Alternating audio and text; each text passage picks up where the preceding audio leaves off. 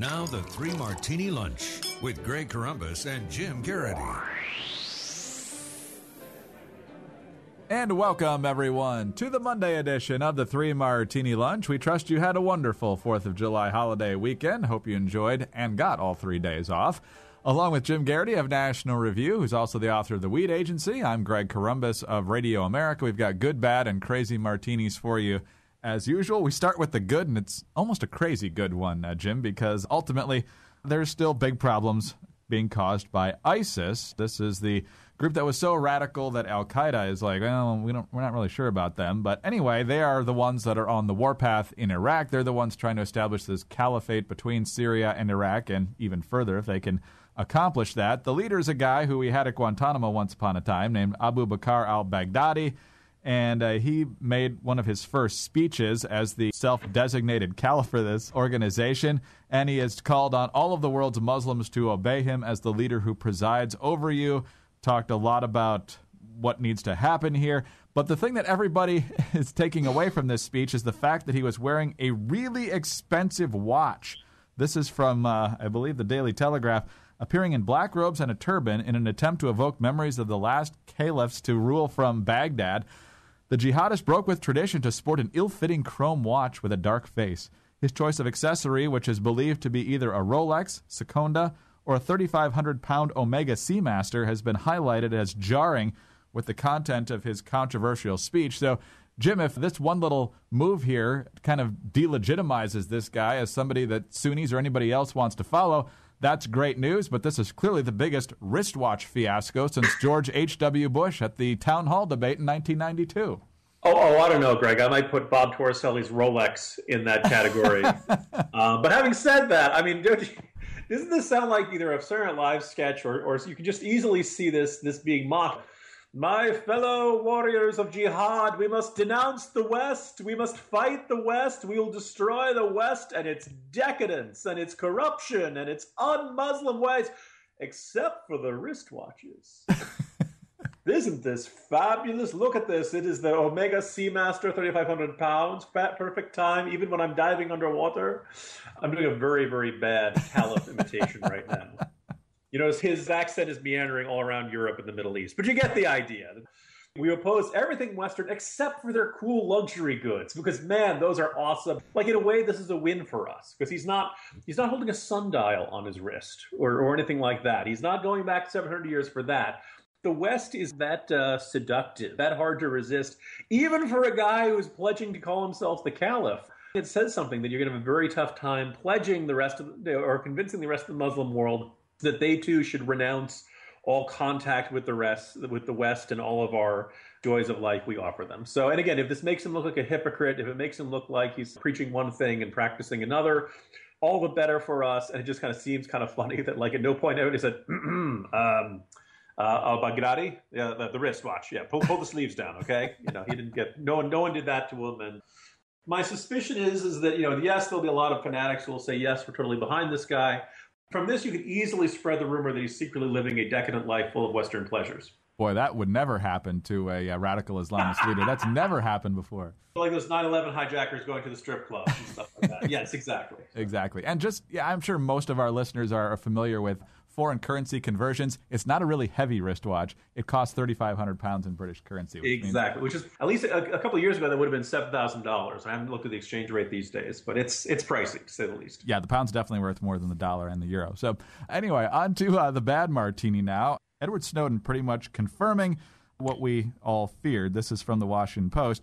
Ordinary internet users, American and non-American alike, far outnumber legally targeted foreigners in the communications intercepted by the National Security Agency from U.S. digital networks, according to a 4-month investigation. 9 of 10 account holders found in a large cache of intercepted conversations, which former NSA contractor Edward Snowden provided in full to the Post, were not the intended surveillance targets, but were caught in a net the agency had cast for someone else, and it's something critical to national security in most cases, Jim. Things like medical records sent from one family to another, resumes from job hunters, academic transcripts, and it gets even more significant. Scores of pictures showing infants and toddlers in bathtubs on swings, sprawled on their backs being kissed by their mothers. In some photos, men are showing off their physiques, and others, women modeling lingerie or wearing things at the beach. So clearly this is what the NSA needs to be spending its time on. My attitude has always been, if you're a foreign citizen, the Constitution doesn't apply to you, and we can spy on anything we want to spy on, provided it does us value. And I think, by the way, you could ask, for example, does the intelligence value of what you find on Angela Merkel's cell phone worth the embarrassment of that revelation if you get caught? And I think there's probably pretty clear open debate about whether it is. But the flip side is that, look, if you're an American, you have constitutional rights, and the Fourth Amendment is not just there for decoration. You need probable cause to start sniffing around in somebody's personal life. And you think about how much we live our lives online. We think we're practicing, check the privacy box for Facebook, and only it's going to be our friends seeing our pictures of our kids, or silly pictures or something like that.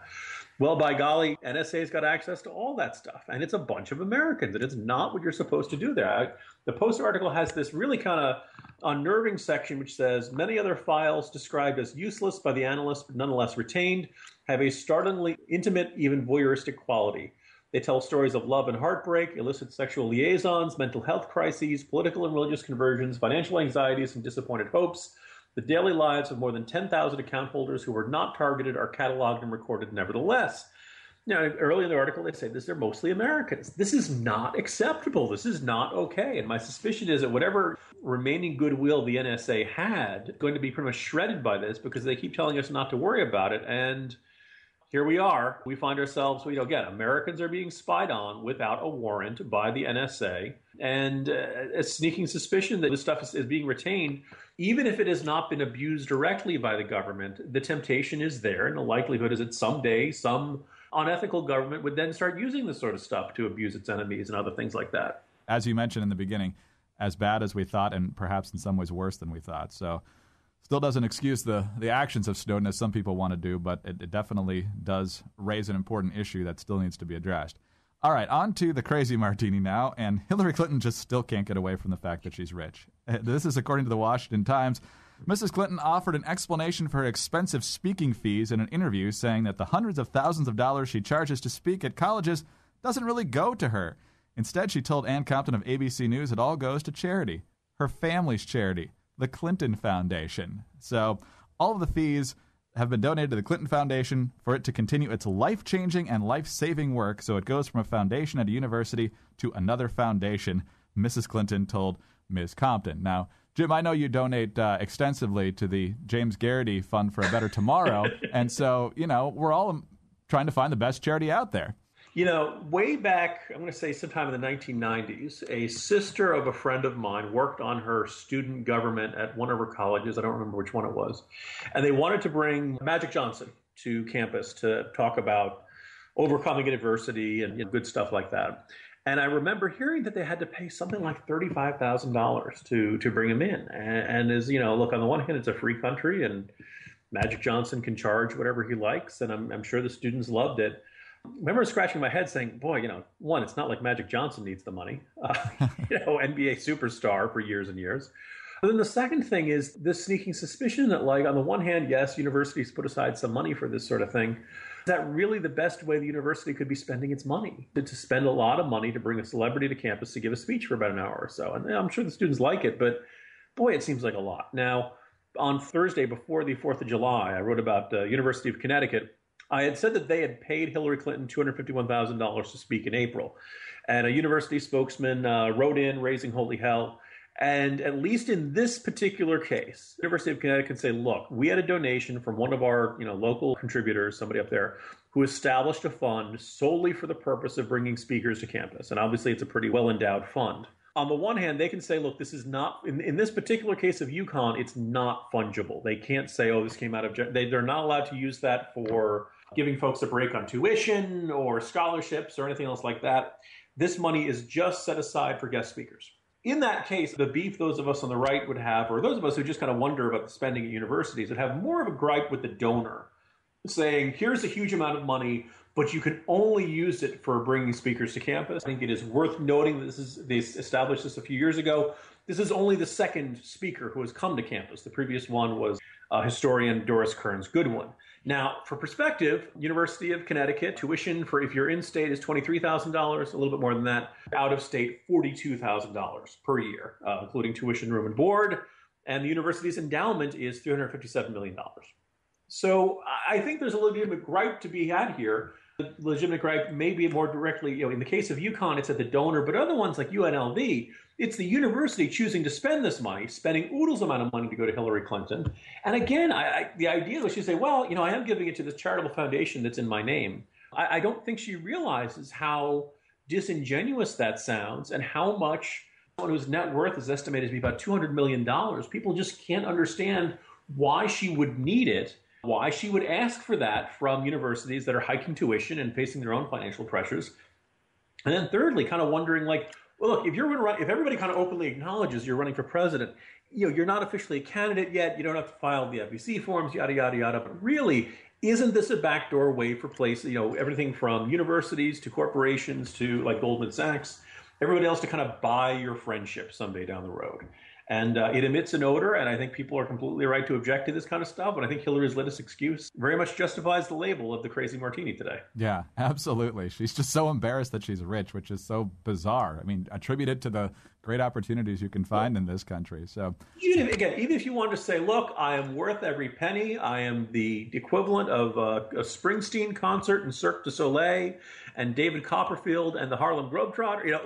Even if it's the greatest show in the world, it's one thing to take the money from a corporation. I think it's another thing to take it from a public university. Yeah. And people can really kind of question the educational value of spending. Again, it's not just a small amount. A healthily sized six-figure sum to bring a speaker to campus to, do a 1 hour speech and Q&A.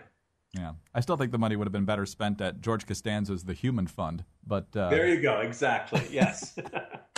Speaking of dubious charities. Yeah. Exactly. Jim, have a great day. We'll talk to you tomorrow. See you tomorrow, Greg. Jim Garrity of National Review. He's also the author of The Weed Agency. I'm Greg Corombos from Radio America. Thanks so much for being with us today. And be sure to join us again on Tuesday for the next 3 Martini Lunch. Have a great day, everyone.